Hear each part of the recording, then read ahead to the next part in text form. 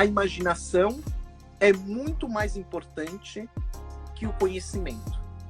Porque a imaginação é ilimitada e o conhecimento não é.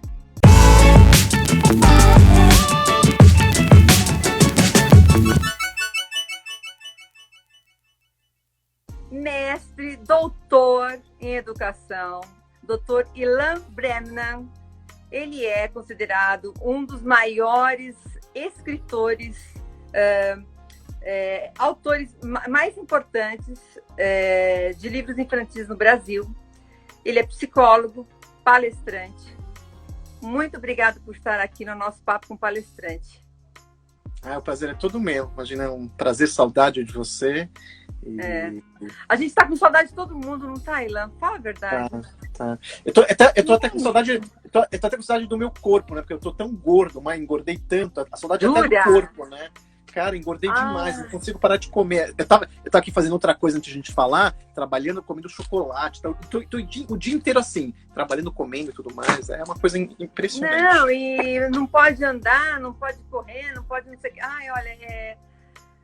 Olha, não tá fácil mesmo, mas vamos que vamos, né? Vamos que vamos. Deixa eu te falar, o que eu achei muito legal é a sua história, de como começou a sua vocação para contar história. Que isso tudo começou lá na universidade, não foi isso? Foi isso. Eu queria que você contasse um pouquinho essa história pra gente. Bom, assim, eu quando eu era criança, assim, não passava na cabeça ser escritor, né? O que você quer ser? Aquela pergunta básica, o que você quer ser quando crescer? Aquela coisa toda. Minha mãe sempre falava assim, quando me perguntavam, eu nunca falava, quero ser escritor. Queria ser o Homem-Aranha, queria ser... Claro. Eu queria jogar futebol, queria ser o Pelé, o Maradona, enfim, a questão da literatura, das histórias, é uma coisa bem mais pra frente. Eu sempre gostei de histórias, que é uma coisa muito incomum, assim, muita gente me pergunta, Sandra, assim, qual a faculdade que você tem que fazer para virar um escritor?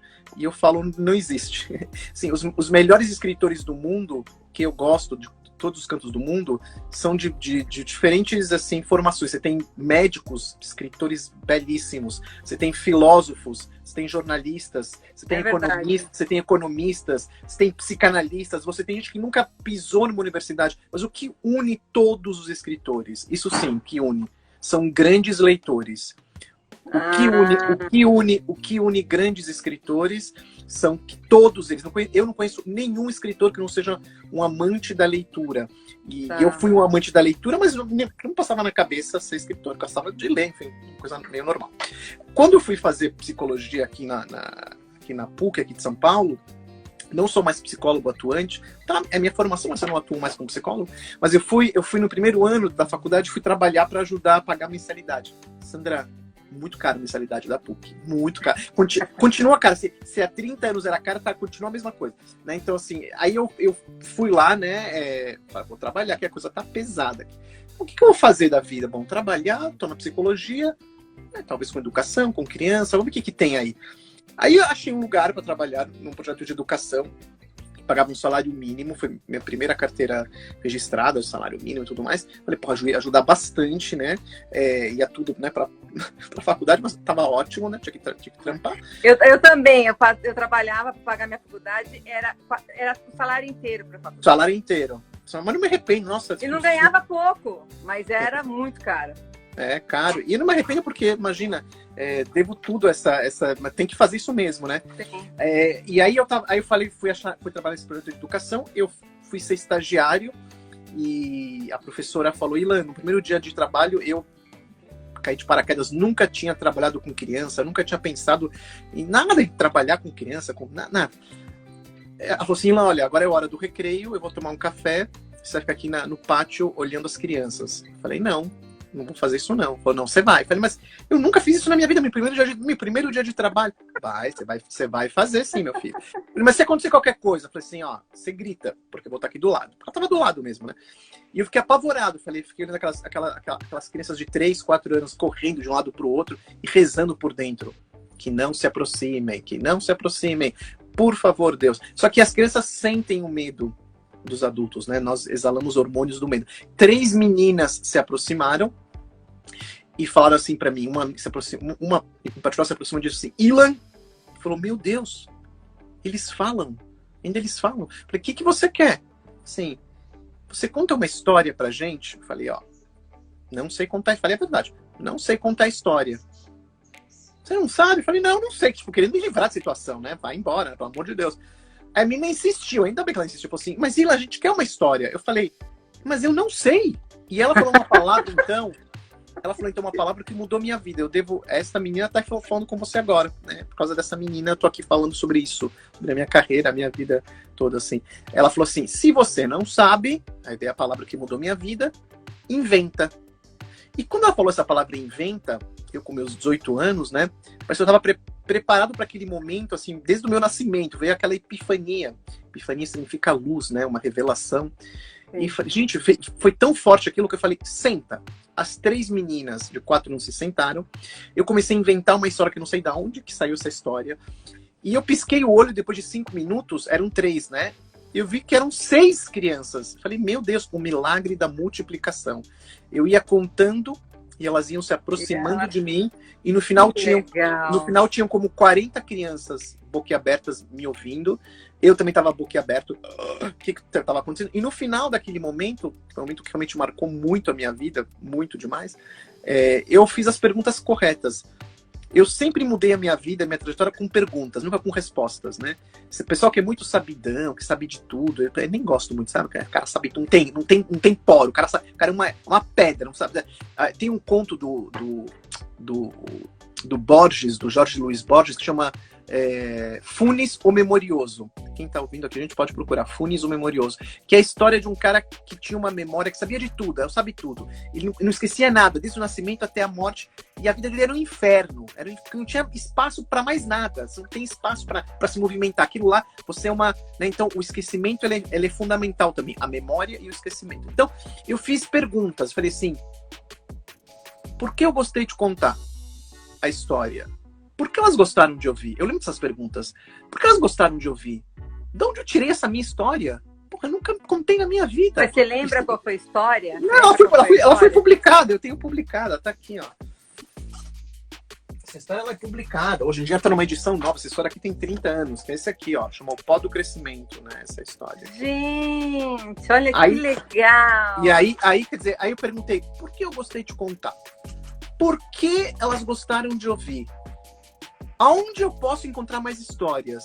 Comecei a ficar enlouquecido. E com 18 anos começou a minha busca. Foi toda uma busca longa, demorou muito, mas enfim, sofri, procurei, não encontrei depois, enfim. Então foi tudo uma busca, mas esse foi o começo que me fez começar a me ver como uma pessoa que podia criar histórias, né, no campo artístico da criação. E aí começou, concomitante à faculdade, Sandra. Terminei a PUC, mas sempre, desde aquele momento, dos 18 anos, até eu decidir me dedicar quase exclusivamente à literatura, devo a essa menina o começo. Esse foi o começo de tudo. Olha, você escreveu apenas 80 livros, né? Apenas 80 livros, 40 deles já foram traduzidos em 15 idiomas. E eu queria que você me falasse, uma pessoa que escreve 80 livros, eu deveria ter te apresentado assim, olha, com vocês o escritor, porque, é muita coisa. Então, eu acho que o escritor também junto com as histórias, está muito dentro de você, né, Ilan? Então, na verdade, o escritor, assim, Então, eu vou explicar, que é bem legal contar também sobre isso, que é o seguinte, eu contava histórias antes de escrever essas histórias, mas chegou um momento da minha vida que a demanda era tamanha pelo contar, que eu não conseguia dar muita conta. Então eu viajei muito, sem livro, né? Quando era jovem, quando era cabeludo, tudo mais, riponga. Sim, assim, eu viajei muito, gente, pelo Brasil, pelo mundo, contando histórias. Eu tenho cenas engraçadíssimas pelo mundo em relação a isso. Nossa, vivi altas aventuras nesse mundo. E só que quando eu ia embora, as pessoas falavam assim, Ilan, você vai voltar pro interior do Amapá, para uma cidadezinha na República Dominicana, você vai voltar? E as pessoas queriam o quê? As histórias que eu tinha contado. Eu falei, pode ser que eu nunca volte. E a resposta era essa, não sei. Eu não sei, pode ser que eu não volte. E de repente eu comecei a me ligar, falei, pera um pouquinho, mas as pessoas, elas querem as histórias que eu mesmo criei, que eu inventei. Eu contava de outros também, mas as minhas também, eles gostavam mais das minhas, porque eram minhas. Eu contava talvez com mais, né? Enfim, aí o que acontece? Quando eu começo a imaginar, eu falo assim, gente, então eu vou começar a escrever essas histórias, porque as histórias podem estar onde eu não estou. Claro. Então eu começo a fazer explicá-las, né? Começo a transmitir, a fazer a transmissão para o papel. E quando começo a publicar os livros, acontece exatamente isso. Enquanto a gente está batendo papo aqui, por exemplo, Sandra, tem crianças e pais e professores lendo as minhas histórias no interior da China. E tem mesmo, eu recebo recado, eu recebo recados, tá? Dessas pessoas. Eu faço lives com escolas chinesas que eu já fiz. Tem gente lendo minha história na Polônia, tem gente lendo minha história no México, tem gente lendo minha história na França, tem gente lendo minha história, né, então, quando eu descobri que a literatura é uma coisa assim, que eu ponho a minha criatividade, e eu descobri outra coisa que era o amor que eu tenho em fazer. Meus livros, eles têm uma característica da beleza, as pessoas falam muito da beleza, porque eu amo o livro, eu não amo só o texto. Então, isso entrou mais um fator para mim fundamental, que é o fazer livro. Eu amo fazer livro, texto, escolher ilustração, ajudar a escolher ilustrador, a capa, o papel. Eu amo fazer livro como objeto de arte. E isso é algo que acho que contagia. E a coisa de escrever 80 livros tem a ver também com o momento que eu escolho me dedicar a isso quase que exclusivamente, porque até 2004 eu tinha uns 5, 6 livros publicados, não mais que isso. O primeiro livro em 97, em 2004 acho que eu tinha talvez 6 livros publicados e tudo mais. Mas o que faz começar a ter essa produção imensa é que eu falo, em 2004, vou largar o que eu fazia, carteira assinada, não vou mais atuar como psicólogo, vou sair das ONGs que eu trabalhava, e vou me dedicar com exclusividade ao mundo dos livros. E nesse momento, eu começo a fazer 24 horas a produzir. Então, a minha vida era essa. Então, eu comecei a produzir muito. A minha esposa, que ela fala que eu olhava a parede e tinha uma ideia. Era assim mesmo, né? Não acontece mais assim, mas eu olhava a parede e veio uma ideia. Então, eu produzia muito porque eu estava com a cabeça completamente tomada por isso. E a produção aí estourou, né? Ficou bem grande por causa disso. Né? E agora que eu tô um pouco mais calmo, agora tá um pouco mais assim. Bem que agora eu tô numa novidade, que agora eu tô indo para uma editora só, virar exclusivo. Não, já estou exclusivo numa editora só, que é a Moderna. Então, todos esses 80 livros, eles vão migrar para uma editora só. E aí eu tô refazendo tudo, tá uma delícia de trabalho. Me fala uma coisa, o best-seller de todos ainda é Até as Princesas Soltam Pum. Minha vida é antes do Pum e depois do Pum, é isso. Ah, então tá. E assim, tem uma história por trás dessa história, não tem? Tem. A história do Pum é uma história que... os meus livros, eles se dividem em 3 categorias, né? Você tem uma categoria que a gente chama de reconto, que são histórias que eu pesquiso, uma biblioteca aqui imensa, e viajo e tudo mais. Então, eu pesquiso histórias antigas e conto com a minha voz. Tá. Quem já fez isso? O Monteiro Lobato, a Ruth Rocha, Miguel Machado, vários autores. Contos tradicionais de diversos povos. Então, sei lá, esse aqui é um livro que tem aquele indício, chama O que a Terra está falando. É um conto do Oriente Médio. Uma história belíssima sobre disputa de terra, sobre negociação, sobre como a gente resolve um conflito. Uma história maravilhosa. Eu me apaixonei e recontei essa história. Diferente de histórias que nascem da minha cabeça, como o Pó do Crescimento, que eu mostrei para você, que é um surto de criação, você vai trabalhar. E aí tem a terceira parte da minha criação, que é a mais famosa. Não que eu goste mais, eu gosto de todas, mas a famosa pelos outros, pessoas, onde eu sou mais traduzido, né? Que são histórias que têm a ver com as minhas filhas. Então, eu falo que são narrativas do cotidiano. Histórias que que acontecem na minha casa até hoje, né? Tipo assim, vou te dar uma ideia, o que até hoje, né? Ele tá com 16 anos, a do Pum tá com 16 anos. Assim, 10 da manhã, eu tô já desde as 6 da manhã acordado, pilhado, fazendo milhões de coisas aqui em casa, arrumando casa, pá. E eu, minha esposa, tudo, trabalhei na porta de 16 anos, bato lá na porta. Aí eu abro a porta, ela tá 10 da manhã deitada na cama com o celular na mão. Eu falo, cara, 10 da manhã? E aí a escola, que é online, falou, pai, é hora do parque. É hora do recreio. Quer dizer, a hora do recreio do online é ficar na cama com o celular. Era a hora do parque mesmo. Eu tinha esquecido, 10 da manhã, hora do parque. Então isso já gruda na minha cabeça, já me fornece ideias. Já tenho ideias para começar. Então isso acontecia muito quando elas eram muito pequenas. Então o livro das princesas está nessa categoria. Isso aconteceu em 2007, né? Minha filha tinha 1 ano, essa de 16 tinha 1 ano e pouquinho, quase 2. E ela estava em casa com uma roupa de Branca de Neve, com uma tiara lindinha, estava eu e minha esposa na sala, batendo papo, conversando sobre assunto de adulto, e de repente, Sandra, vem um vento quente e poderoso. A minha esposa olha para mim e diz, Ilan, eu sim, você soltou este pum? E eu respondi com muita sinceridade, falei, não fui eu não sou, fosse meu, eu diria, foi meu, não teria problema nenhum. Só que, de repente, ela me acusou, então deve ter sido ela. A primeira coisa foi ela, né? Falei, que absurdo, Moro, foi você? Ela falou, eu não faço isso. Ela quase me deu uma chinelada, eu falei, bom, tá bom.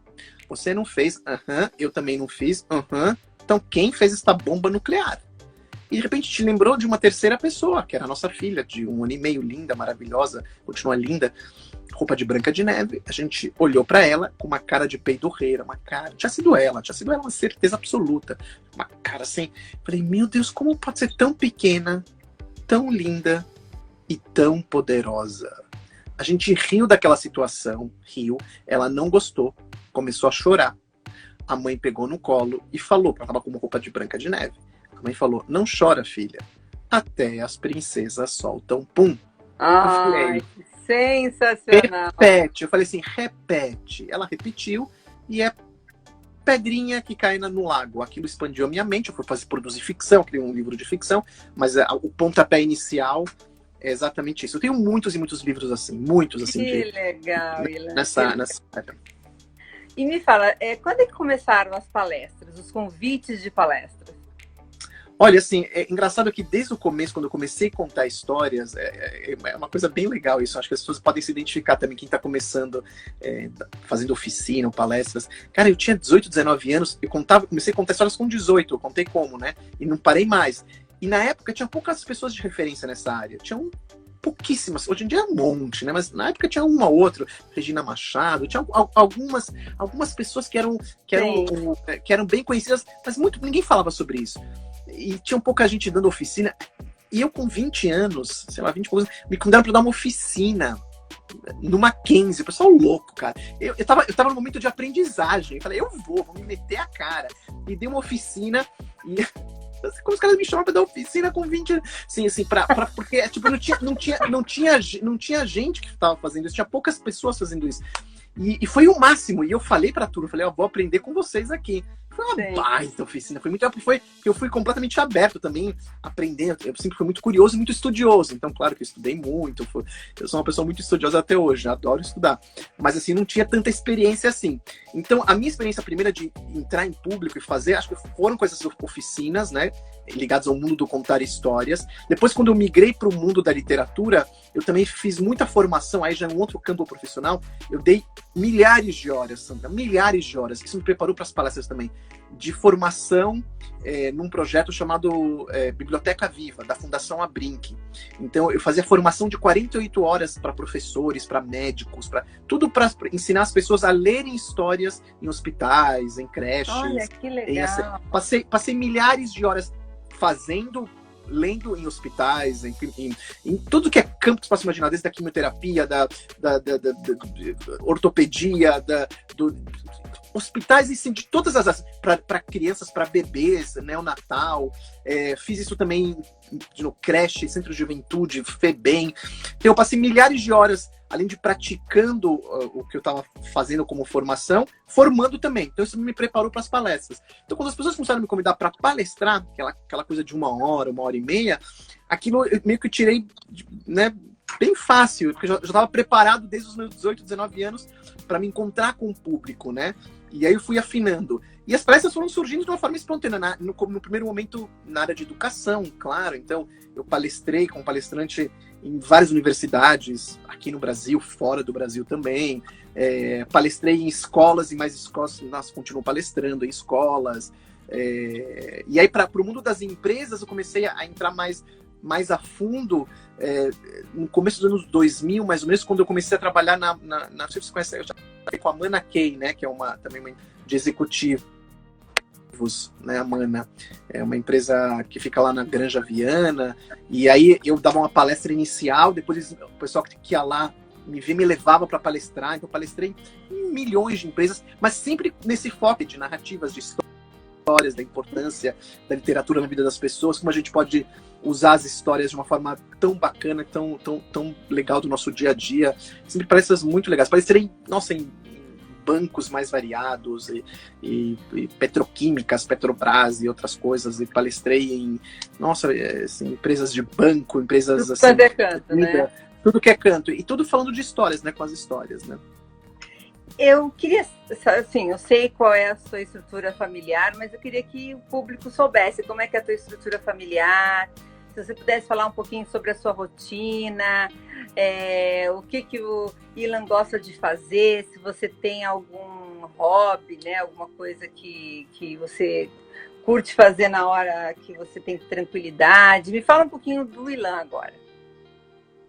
Bom, assim, aqui em casa somos 4, né? Quatro pessoas, né? Eu, minha esposa e minhas 2 meninas. Assim, tem uma rotina antes da pandemia e durante a pandemia, né? Antes da pandemia, a minha rotina, ela era dividida meio a meio, posso dizer assim, metade do ano viajando para falar dos livros e das minhas palestras e fazer as minhas coisas, viajando o mundo, não só o Brasil, fazendo muita coisa fora do Brasil também, por causa dos meus livros fora. E outra metade do ano, não necessariamente é um semestre, mas uns meses, depois colocar os meses na balança, dá isso, metade, ficando em casa e produzindo, né? Escrevendo, pensando, refletindo sobre não só literatura, mas eu também escrevo não ficção. Então, eu acabei de escrever um livro no passado com Pondé, com o filósofo Pondé, que chama, um livro bem legal, que chama Quem Tem Medo do Lobo Mau, que é uma reflexão sobre educação e outras coisas mais. Então, nesse tipo de... Né, antes da pandemia era isso, metade do ano viajando, outra metade do ano aqui trabalhando mais em casa. Na pandemia, tudo em casa, tudo virou casa, então não estou mais viajando, mas estou fazendo as minhas lives também internacionais, que eu estou adorando. Então, eu já fiz live com Itália, com Espanha, vou fazer agora com Portugal, live com Argentina, com Peru, além das lives aqui com o Brasil, né? Desde pessoas da área, né, sei lá, da área de entretenimento, ou jornalistas, ou fiz lives, sei lá, com Valcir Carrasco, que foi maravilhoso, fiz uma live que legal. Fiz uma live com o Marcelo Taz, que foi super legal também, tá tudo no meu GTV, eu guardei tudo, fiz uma live essa semana também com a Vera Iaconelli, que é uma psicanalista divina, nossa, foi uma live deliciosa, de dicas literárias, tudo lá no GTV, e também aproveitando para trabalhar, para produzir. Não estou escrevendo nada de ficção, não estou conseguindo trabalhar com ficção, mas não ficção sim. Então eu escrevi, na pandemia, publiquei um artigo no Estadão, por questões da pandemia, saiu uma matéria na Folha também é tudo não ficção, ou seja, reflexões sobre o que a gente está vivendo, educação, infância. Escrever literatura não, mas eu estou lendo muita literatura, isso eu nunca parei de ler. E a pandemia também esse é o lado bom, pelo menos para mim, que eu tô lendo mais do que eu talvez lia antes, porque dá para fazer isso mais agora em casa, né? Então, às vezes, quando tô meio assim perdido, tenho algum problema, eu não me desespero, eu paro e vou lá ler os meus livros. Estou lendo muito, comprando muito livro e lendo bastante. De hobby, assim, obviamente, leitura, filme, cinema, comida, família... E mais comida agora. E mais comida, e minha cachorrinha, que eu amo minha cachorrinha, então, sei lá. Qual que é a raça? É um Shih Tzu, e a Daphne, chama Daphne, e ela também é super terapêutica para mim, assim, quando eu tô meio nervoso, assim, ela vem, vem, deita em mim, ou a gente vai passear, a gente vai conversar, bater um papo, assim, é muito bom, ela também é bem terapêutica nesse processo, ela me ajuda bastante mesmo.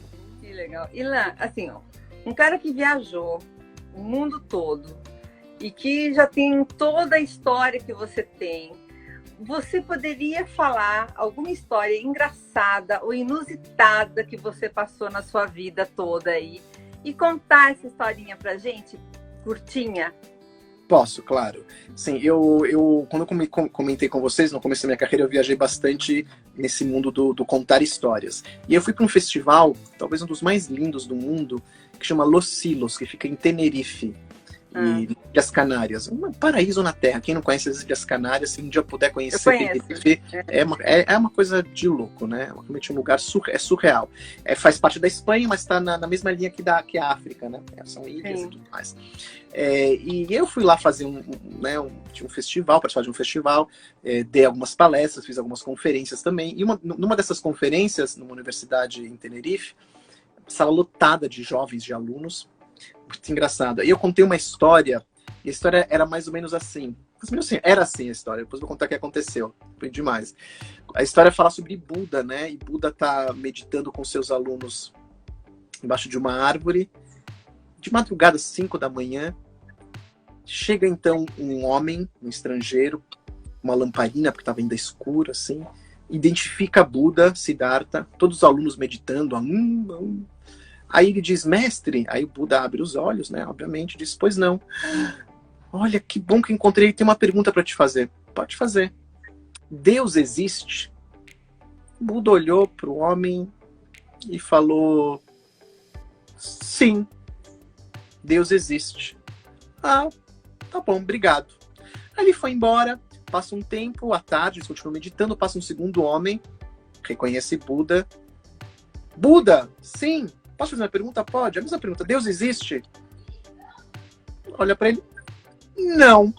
O homem leva um susto. Como assim não? Como assim não? E vai embora. Começa a anoitecer. Mesma posição. Buda e os alunos. Terceiro homem, terceiro estrangeiro. De novo com uma lamparina. Estava anoitecendo. Buda fala sim. Uma pergunta, claro. Deus existe? Talvez. O homem sai então pensativo. Um aluno que acompanhou tudo, falou, mestre, eu não entendi, eu tô angustiado. Falou, o que foi, meu aluno? Eu acompanhei o dia inteiro 3 homens, a mesma pergunta e 3 respostas diferentes. Por quê? Por quê? E o Buda então respondeu, porque podemos chegar a Deus por 3 vias. Pela afirmação, pela negação ou pela dúvida.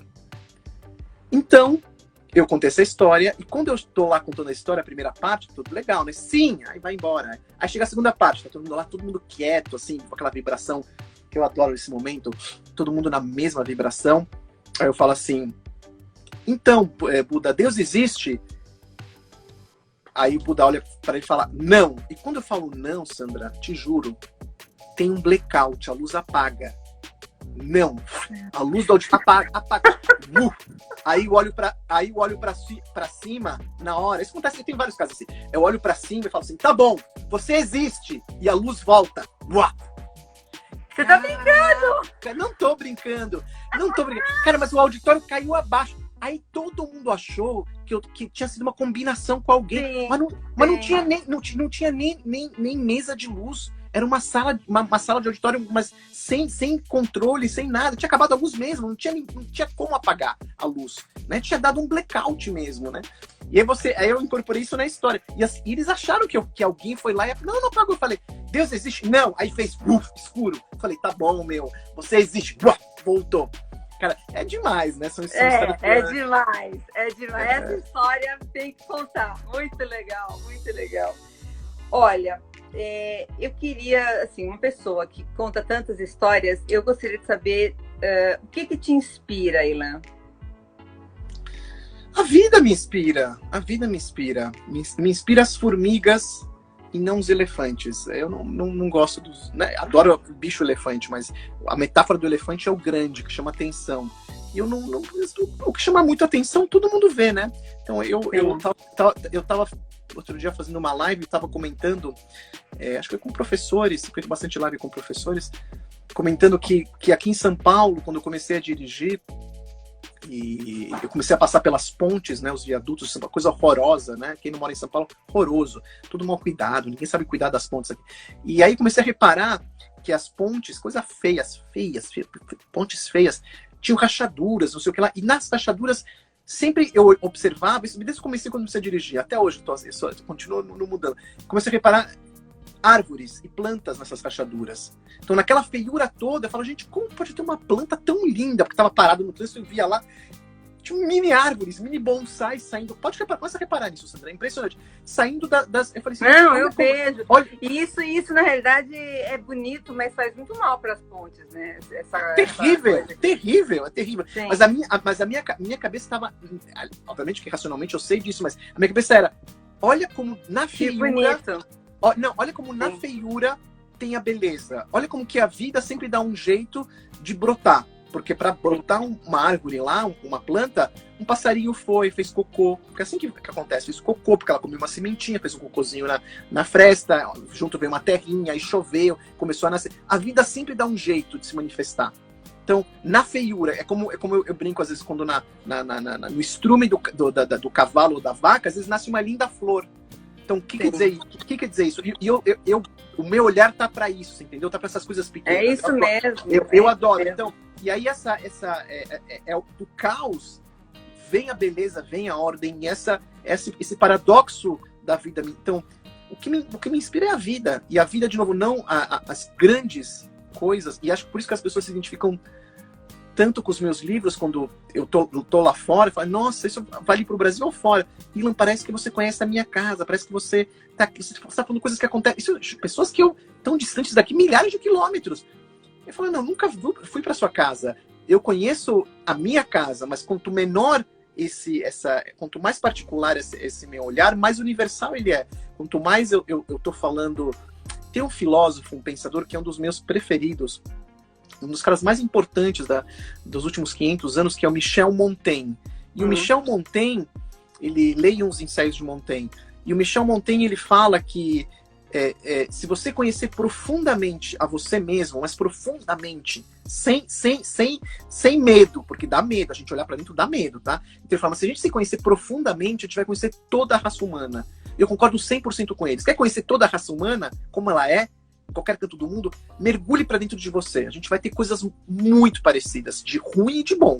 Né? Então, é um pouco isso. Quanto mais particular, quanto mais coisas eu falo aqui do ciúme da minha filha, né, quando a irmã nasceu, quando eu falo de um momento que ela se machucou, da cicatriz dela, e do desespero, e da angústia, quando eu falo da coragem de enfrentar algum desafio aqui de casa, que se transforma, isso eu tô falando para todo mundo, né, exatamente o que o Montaigne falava, quer dizer, então, assim, essas coisas da vida, eu tô o tempo inteiro, e uma coisa que não dá muito para parar, eu vejo um filme e começo a anotar, eu vejo vou anotando, não sei se vai conseguir qualquer coisa, mas vou anotando, e de novo, são coisas pequenas, assim, o estrondoso, os fogos de artifício, isso é bonito de ver, eu gosto de ver fogos de artifício, mas o que me move não é fogo de artifício, não, são os detalhes, é o pequenininho que me move, é aquela coisa aquelas descobertas que eu tô lendo, então eu tô lendo um livro relendo, na verdade, né, de um autor austríaco chamado Stefan Zweig, que morreu aqui no Brasil nos anos 40, ele se matou aqui, um dos maiores literatos da Europa dos anos 30, 40. Ele escreveu um livro sobre a autobiografia dele, e tem umas partes lá, umas pinçadas, uma coisa assim, mas de uma beleza, de uma sabedoria, e você vou rabiscando e pensando e tudo mais. E quando ele fala dos grandes acontecimentos que ele passou, da Primeira Guerra, da Segunda, isso eu já conheço. O que me interessa, é legal saber, bacana, mas eu já conheço, do grandioso. Mas o que me interessa fazer são as coisas que ele viveu, essas coisinhas, esses pequenos encontros que, né, enfim, é o pequenininho. Você sabe que a gente está tendo muitas pessoas que estão nos assistindo e algumas, todo mundo te mandando beijo, que te ama, que te admira. E estão fazendo algumas perguntas. E uma delas que eu achei interessante foi se o pessoal tem pedido histórias sobre pandemia para você, ou o que você está achando também dessa pandemia. Vamos falar um pouquinho sobre esse nosso momento? O que você acha? Tá, então assim, as pessoas, não só as pessoas, só que a pressão em casa também tá forte aqui. A minha esposa tá me falando, vai escrever livro sobre pandemia, mas não é assim que rola, nunca rolou pra mim assim, sabe, Sandra? Assim, eu trabalho com arte, e claro que se tivesse 18, 20 anos, precisa fazer, você vai fazer, mas eu já tô numa fase da minha vida que eu não trabalho mais por isso. Na questão da criatividade, eu não tenho mais essa necessidade dessa pressão toda, né? Então, tem que partir para mim, pelo menos, de dentro para fora. E, como eu falei, eu tenho escrito muito mais sobre não ficção, ou seja, sobre pensar a pandemia. Isso eu tenho escrito, publicado bastante coisa nas minhas redes sociais. Vocês podem procurar nas redes aí e ver que eu tenho escrito bastante. Hoje, por exemplo, eu escrevi uma coisa bem curta, talvez vou desenvolver, que eu tô muito bravo, tô bem bravo mesmo, irritadíssimo com o povo que tá vandalizando esculturas sem saber bolhufas de que acabaram de vandalizar o Voltaire, os idiotas ignorantes na França, sendo que a França revolucionária tem a ver com Voltaire. Os caras usam as ideias de Voltaire, eles nem sabem, porque o Voltaire tem um livro chamado O Tratado sobre a Tolerância. Ele que começa essa coisa de ser tolerante com o outro, não sei o que lá, os caras vão lá e vandalizam o Voltaire. É gente burra, não tem outra palavra, é burra, é ignorante. Então são coisas que me movem, aí eu vou falar sobre isso, eu vou desenvolver sobre isso, vou lá retomar. Hoje eu retomei aqui meus Voltaires, que eu li Voltaire durante anos, adoro um cara importante, falho, imperfeito, ele é imperfeito. Se você for baixar a escultura, destruir esculturas pela imperfeição, desculpa minha gente, vai sobrar um. Nem daqueles que você gosta. Então, e como disse Nietzsche, né? Aquele que persegue monstro, cuidado para ele mesmo não virar um monstro. E aí tá acontecendo exatamente isso. As pessoas são. Eu falei no meu Instagram, eu falei assim, molecada, para um pouco de prática, vai estudar, volta para estudar, volta, meu filho. Porque as coisas que você pensa vêm de algum lugar. Você ficar vandalizando Voltaire é o fim do mundo. E o Voltaire tinha imperfeições, ele era um puta de um antissemita. Cara, eu sou judeu, você acha que eu vou deixar de ler Voltaire? Tem que entender o contexto histórico, galera, pelo amor de Deus. Claro. Então, pelo amor de Deus. Né? Então você vai. Sobra um em pé. Eu fiz um texto outro dia fiz uma lista de uns 40 pessoas que, se você for nessa onda, você não pode mais usar Adidas, tá? Não usem mais tênis Adidas, por favor. Não usem muitas roupas que eles usam, tem marcas que as pessoas foram nazistas, tá? A família, não agora, mas foram lá na época nazista. Carro, não anda de Ford, porque o cara que criou Ford era um dos maiores intolerantes nazistas e escroto em relação ao judaísmo, tá? O Henry Ford foi o único americano citado pelo Hitler no Mein Kampf. O único americano citado no livro foi o Henry Ford. E você acha que eu tenho, quando eu tinha meu Fiesta, eu ficava imaginando nisso, não vou usar o meu Fiesta Ford porque vou jogar ele no lixo? Porra, eu tenho noção, o cara era de uma época, claro. Idiota, né? Nessa área era um idiota, mas era um gênio em outra área. Ele revolucionou o mundo. Na área moral era um péssimo cara, mas tem que separar. Né? Isso vale pra... Eu fiz uma lista enorme, vale desde Gandhi. O pessoal fala de Gandhi, cara. Cara, você que ama Gandhi, vai ver a biografia dele, meu filho. O cara é um monstro, assim, um monstro de bom, falando do que ele... Porra, a independência da... Mas ele teve um lado sombrio da vida dele, ninguém fala. E mesmo se você descobrir, continue amando o Gandhi, porque se mostra que ele é gente como a gente. E o que ele fez de bem? Muito diferente do Hitler, que é a maldade em pessoa. Não tem coisa boa do Hitler, galera. Não existe. Stalin, tem um lado bom. Me conta qual é o lado bom do Stalin. Matou 80 milhões de pessoas. Não, o Gandhi, cara, ele fez a independência da Índia, tem uma sabedoria imensa. Só que ele teve um período da vida dele que ele foi um racista, misógino. E tá lá no texto dele. Só que ele evoluiu, você vai ver como ele vai evoluindo durante o tempo. Sim, ele fala dos seus erros também. Ele fala dos seus erros também. Eu falei do Kennedy, do presidente Kennedy, do Lincoln. O Lincoln, que aboliu a escravidão, tinha escravo, galera. O George Washington, que é um cara fabuloso, tinha escravo. A gente tem que começar a entender um pouco os contextos, né? Os contextos que existem na história, senão ninguém sobrevive. Na música, se contar pra vocês, eu pus na lista músicos também. O Mozart, eu amo o Mozart, Sandra. Mas vai ver o pessoal que gosta dos bons costumes, as cartas, vou só deixar uma deixa, pra você que a gente tá aqui no horário que é de criança, mas vou deixar uma deixa aqui, assim, só pra... Procure no Google as cartas do Mozart com a prima dele. Põe lá, cartas do Mozart com a sua prima. Cara, a perversão desse cara no campo sexual. Me interessa, eu amo a música dele. E quando eu escuto a música dele, me faz sentir melhor. Eu não fico pervertido por escutar Mozart. Eu me sinto muito melhor como pessoa. Quando eu vejo Caravaggio, que foi um homicida. Caravaggio foi homicida. Sim. Ele foi homicida. Ele era um jogador que sacanear. Mas o pintor Caravaggio é um gênio. O homem morreu, a pintura ficou. E quando eu olho o Caravaggio, eu me sinto melhor. Eu não me sinto pior. Eu me sinto mais pertencente à comunidade humana. Então, se as pessoas não começarem a parar para pensar, não vai sobreviver nada. Nada ficará em pé. Nada. Então, essa é uma coisa que... Não sei nem por que eu tô falando sobre isso. Lembrei. Muito bom. Eu lembrei por quê. Porque você perguntou sobre essa questão sim. do que se eu tô escrevendo e a Sim. pandemia e como que tá. Então, eu tô falando muito sobre isso. Então, eu fiz Você esse não queria texto. falar da pandemia, mas você sempre escreve. Tudo que é interessante, você vai eu vou escrevendo sobre esses temas. Acabei de escrever um artigo para uma revista agora também, que vai sair agora em julho, agosto, um artigo grande sobre leitura, sobre a importância da leitura do ser humano, um artigo grande, imenso, tudo mais. Então, só não ficção. Talvez a ficção venha quando eu saia de casa e parei de comer, fiquei com fome, e aí aconteceu alguma coisa do gênero, porque não, ficção agora não tá rolando muito, não. Só como leitor.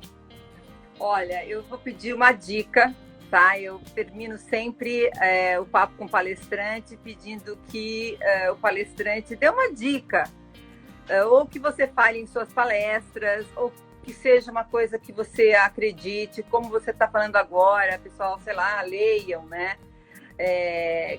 Uma dica do Ilan Bremner, por favor, pra gente.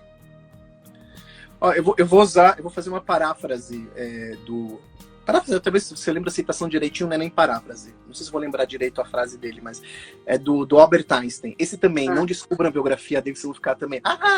Eu vou abolir a relatividade. Essa é legal, tá? Não vou mais usar porque eu descobri porque o pessoal tá maluco, né? Assim, não vou mais escrever E igual a MC agora, porque eu descobri porque o Einstein também, porque gente, somos humanos. Então somos imperfeitos. Somos humanos, somos imperfeitos. Se a gente não entender a imperfeição e o contexto histórico, as pessoas do século XVII, XVIII, século V, são pessoas de outros tempos, né? São prisioneiros, essa é a palavra, prisioneiros do seu tempo. Então, a relação das mulheres com a sociedade, ela foi evoluindo, foi mudando. Então, você não pode chegar e acusar um cara de misoginia na época da Grécia, porque era aquele contexto, era aquele prisioneiro. E evoluímos, ainda bem que mudou, mas naquela época era assim. Sócrates, Platão, Aristóteles e todos os outros eram misóginos, porque era a relação da mulher. A mulher era oprimida, sim, nessa época. E aquilo lá de novo, a prisão do tempo é essa. Só que a gente mudou, então a gente não pode julgar com os seus olhos de hoje o Platão e o Aristóteles. Não dá para julgar nesse campo. Não, porque eles foram misóginos. Tá, eles foram porque todo mundo era. O seu tataravô também era. Era tudo e muito mais, porque estava no tempo deles, nossos ancestrais. Então, essa evolução que a gente tem que entender para fazer essa análise. Então, eu vou falar do Einstein, terminar com essa fala do Einstein. Acho que vou fazer a paráfrase, ou quase como ele falou, que ele falava assim: a imaginação é muito mais importante que o conhecimento, porque a imaginação é ilimitada e o conhecimento não é. Muito bom. Essa é a sua dica. Essa é a minha dica. Muito bom. Fomenta a imaginação. Ela não tem limite. Muito bom, muito bom. Eu vou falar, antes de mandar um beijinho para você e te agradecer de coração, para o pessoal se inscrever no nosso canal, Sandra Pascoal Palestras. Essa live vai ser gravada e depois editada e vai ser colocada no nosso canal. Ilan, foi assim... 40 minutos super prazerosos de estar aqui com você. Você é uma pessoa que exala cultura, exala transparência, você é super autêntico, você fala como você quer e eu sou muito sua fã. Obrigado, Sandra. Obrigado mesmo. Eu que agradeço e, pessoal, se cuidem aí, vamos em frente e... atrás da gente. É isso. Um forte abraço, beijo para você. Beijo, querido. Beijo. Obrigada mesmo. Tchau, tchau. Obrigado. Tchau.